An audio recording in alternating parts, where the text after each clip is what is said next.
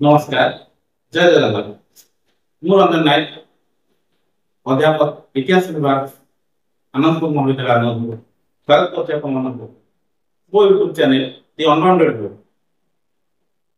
ଇତିହାସରେ ଅନେକ ବିଷୟବସ୍ତୁ ଅଛି ଯାହାକୁ ଜାଣିବା ଆମକୁ ନିହାତି ଭାବରେ ଆବଶ୍ୟକ ଏବଂ ସେଇ ବିଷୟବସ୍ତୁ ଗୁଡ଼ିକୁ ବିଷୟରେ ବା ବିଷୟବସ୍ତୁ ଗୁଡ଼ିକ ବିଷୟରେ ଜାଣିବା ଯେତିକି ଇଣ୍ଟରେଷ୍ଟିଂ, ଯେତିକି ମନୋରଞ୍ଜନ, ସେମିତି ସେତିକି ନିହାତି ଆବଶ୍ୟକ।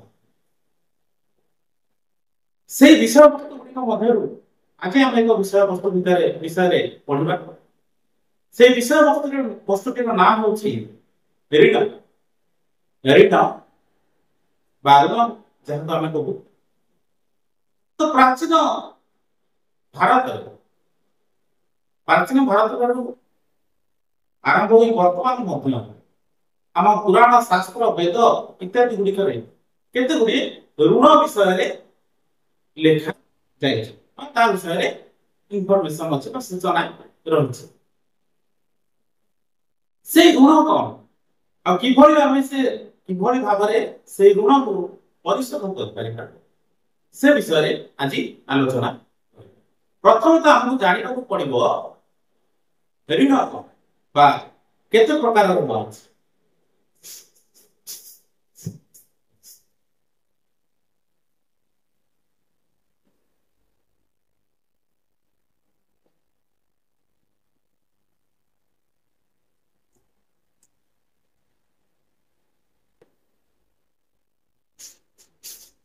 এই ଯୋଉ ଦେଖୁଛନ୍ତି ଆପଣ ମାନେ ଋଣ ବା ରିଟର୍ନ। ବୈଦିକ ସାହିତ୍ୟକୁ ଯଦି ଆମେ ଦେଖିବା ତାହେଲେ ଯଜୁର୍ବେଦର ବା କୃଷ୍ଣ ଯଜୁର୍ବେଦ ବିଭିନ୍ନ ଭାଗରେ ଡିଭାଇଡ କରାଯାଇଛି ବା ବିଭିନ୍ନ ଭାଗରେ ବଣ୍ଟା ଯାଇଛି। କୃଷ୍ଣ ଯଜୁର୍ବେଦର ତୈତ୍ରୀୟ ସଂହିତା, କୃଷ୍ଣ ଯଜୁର୍ବେଦର ତୈତ୍ରୀୟ ସଂହିତାରେ ଆମ ମୁଖ୍ୟତଃ କୃଷ୍ଣ ଯଜୁର୍ବେଦ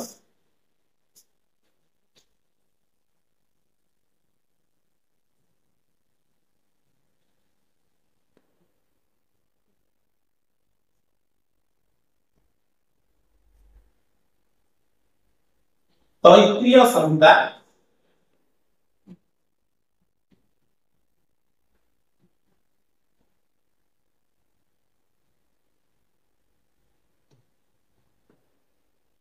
এই কৃষ্ণ বা কৃষ্ণ যজুর্বেদ বা তৈত্রীয় সংহিতা ତିନି ଗୋଟି ଋଣ ବିଷୟରେ ଲେଖା ଅଛି। ସେ ତିନି ଗୋଟି ଋଣ ହେଉଛି ପ୍ରଥମଟି ଦେବ ଋଣ,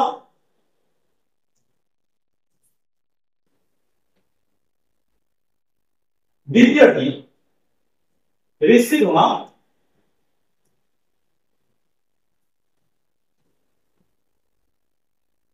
ତୃତୀୟଟି ପିତୃ ଋଣ।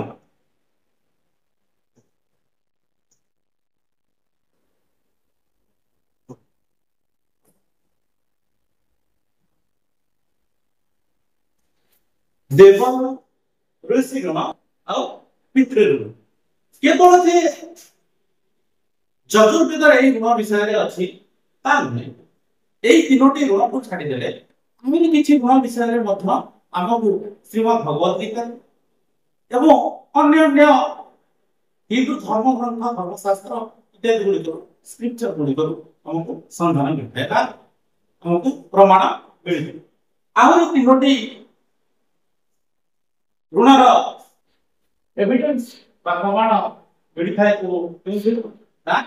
ଭଗବତ ଗୀତା ଏବଂ ଅନ୍ୟାନ୍ୟ ହିନ୍ଦୁ ଧର୍ମଶାସ୍ତ୍ର ଏବଂ ଧର୍ମ ସାହିତ୍ୟ। ସେ ତିନୋଟି ଋଣ ହେଉଛି ମନୁଷ୍ୟ ଋଣ,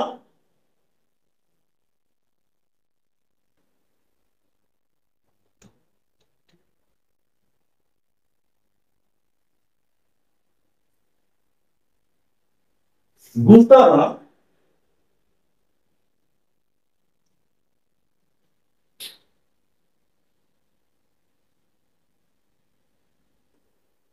ଏବଂ ମାତୃ ଋଣ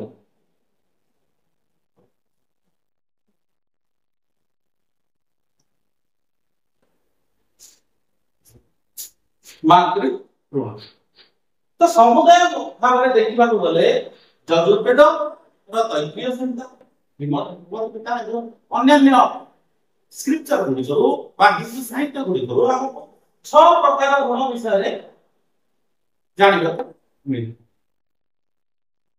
ମଣିଷ ଜନ୍ମ ହେବା ପରେ ତାର କର୍ମ ଦ୍ୱାରା ଏବଂ ତାର ଜ୍ଞାନ ଦ୍ୱାରା ତାର ବୁଝିବା ଶକ୍ତି ଦ୍ୱାରା ଯେଉଁ ସବୁ କାର୍ଯ୍ୟ କରିଥାଏ ସେହି କାର୍ଯ୍ୟକୁ ନେଇ ସେ ଫଳ ପାଇଥାଏ ବା ଆମର ହିନ୍ଦୁ ଶାସ୍ତ୍ର ଅନୁଯାୟୀ ତାର କର୍ମକୁ ନେଇ ସେ ପର ଜନ୍ମ ପାଇଥାଏ ବା ପରବର୍ତ୍ତୀ ଜନ୍ମ କଣ ହବ କେଉଁ ରୂପରେ ଜନ୍ମ ହବ ତାହା ଜଣାଯାଏ।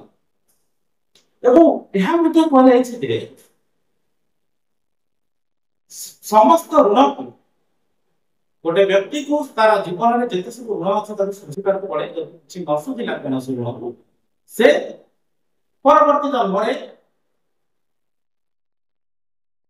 ସେଇ ଜନ୍ମାନ୍ତର ଚକ୍ରରୁ ମୁକ୍ତି ପାଇବେ ଏବଂ ପୁଣି ଥରେ କୌଣସି ଏକ ରୂପରେ ବା ଆକାରରେ ଜନ୍ମ ହେବ ଏବଂ ତା ଉପରେ ସେଇ ବାକି ଥିବା ଋଣକୁ ପରିଶୋଧ କରିବାକୁ ପଡ଼ିବ। ତେଣୁ ପ୍ରଥମେ ଆମେ ଜାଣିବା ଦେବ ଋଣ କଣ?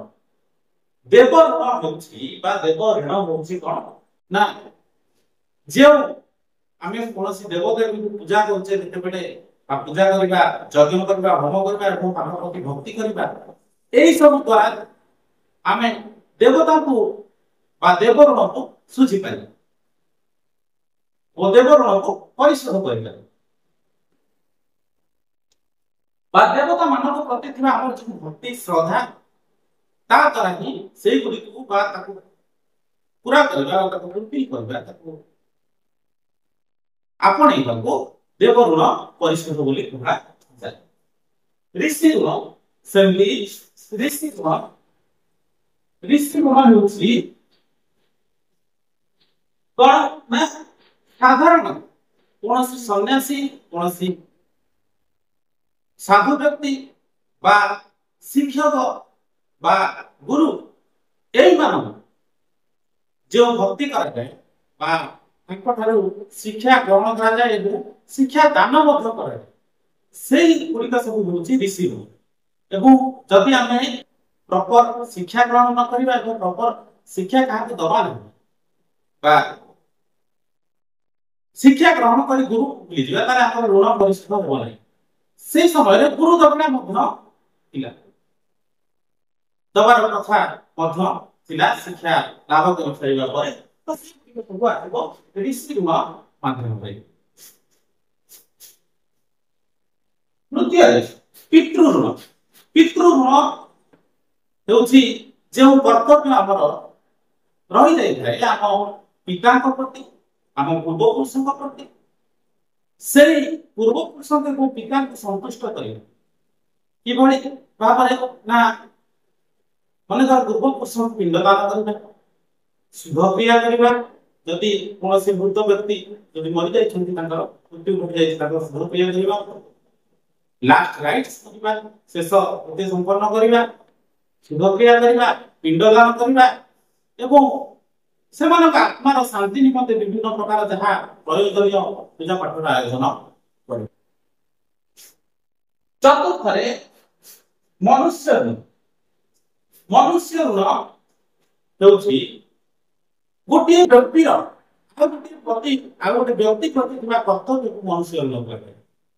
ଆମେ ସାଧାରଣତଃ ଭାବରେ ବ୍ୟକ୍ତି ପ୍ରତ୍ୟେକ ଜଣେ ଜଣକୁ ନିଶ୍ଚିତ ରୂପେ ସମ୍ମାନ ଦେବା ନିଶ୍ଚିତ ରୂପେ ସାହାଯ୍ୟ କରିବା ଆମ ସାଧ୍ୟ ମତେ ନିଶ୍ଚିତ ରୂପେ ସାହାଯ୍ୟ କରିବା ଏବଂ ମାନବତ୍ୱ ଧର୍ମକୁ ରକ୍ଷା କରିବା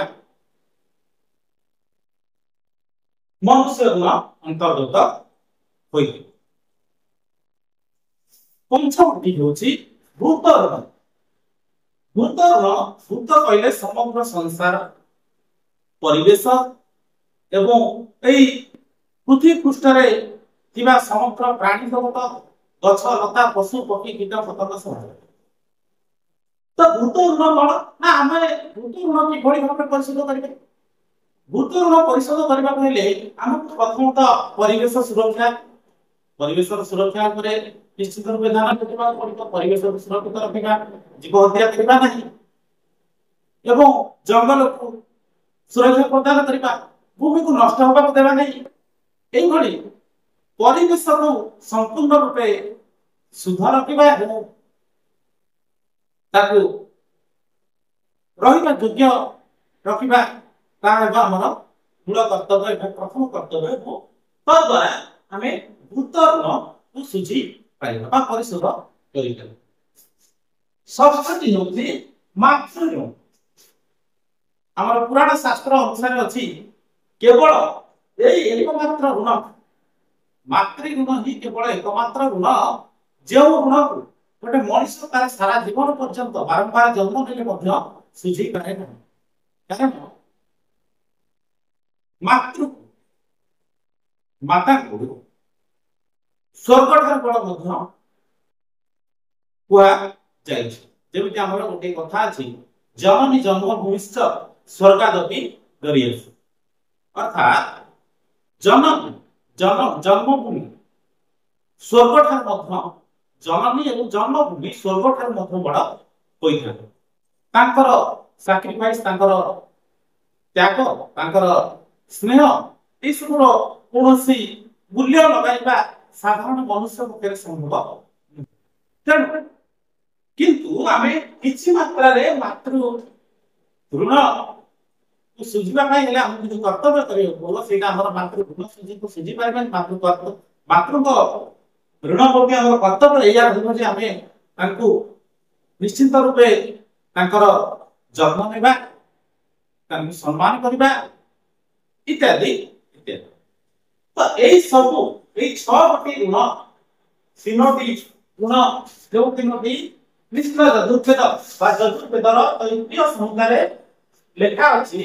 ଗୋଟିଏ ଦେବ ଋଣ, ଗୋଟିଏ ଋଷି ଋଣ ଏବଂ ଗୋଟିଏ ପିତୃ ଋଣ ବା ପିତୃ ଋଣ ଏବଂ ଆଉ 3ଟି ବା ଅଲଗା ସେକ୍ସନ ଗୁଡ଼ାକରେ ଧର୍ମଶାସ୍ତ୍ର ଗୁଡ଼ାକରେ ହିନ୍ଦୁ ସାହିତ୍ୟ ଗୁଡ଼ାକରେ ଏବଂ ଭଗବତ ଗୀତାରେ ମଧ୍ୟ ମନୁଷ୍ୟ ଋଣ, ଭୂତ ଋଣ ଆଉ ମାତୃ ଋଣ, ଏଇ ଋଣ ସବୁ ଗୁଡ଼ିକ